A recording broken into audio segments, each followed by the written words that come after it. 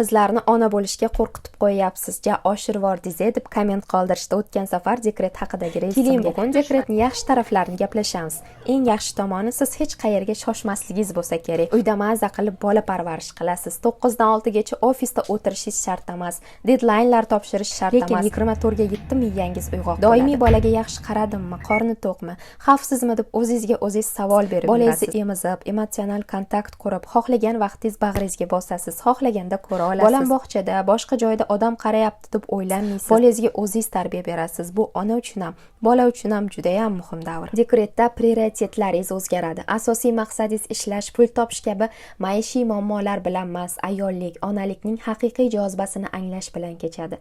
Tug'ruq ta'tili deb kim o'ylab topgan, bilmayman, lekin bu aniq ta'til emas. Tushunaman, tug'ruq ta'tili kun bo'yi uyda bekor o'tirish emas, bu ham ishlash, mehnat qilish, jamiyatga bitta jonni eson-omon katta qilib yetkazib berish. Ona bo'lish oson emas, bilaman, lekin onasi bilan o'zini xavfsiz his qiladigan, gapira olmay, xohishlarini yig'i orqali yetkazadigan, qo'lidan hech narsa kelmaydigan bolakay bo'lish undan ham qiyin.